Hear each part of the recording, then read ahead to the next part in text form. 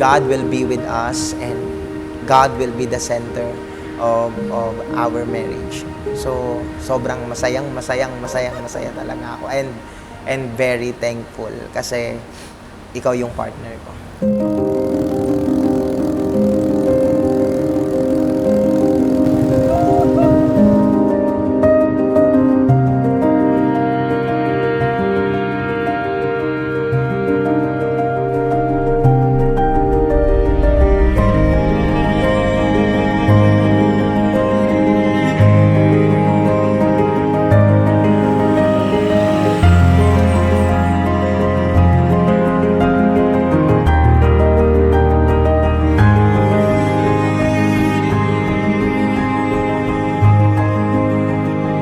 Kanina nasa isip ko habang ginagawa natin yung mga shoot natin kanina sa prenup natin, sobrang sabi ko, wow Lord, eto na talaga. And every time I look at you, Ang ganda.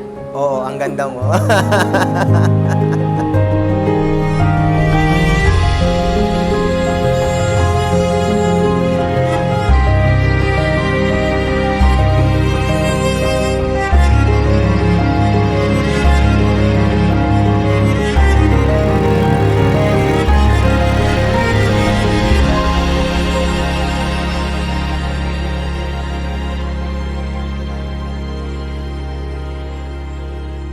Nararamdaman ko na yung care mo sa akin. Hindi mo ko pinapabayaan, tapos nasa priority mo talaga ako.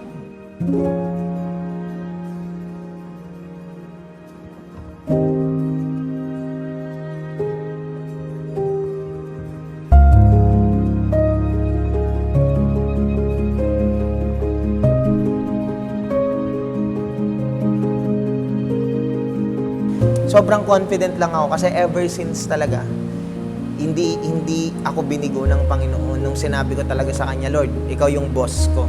So, bilang boss ko, Ikaw bahala sa akin. So, lahat ng provision talaga eh. Ang galing.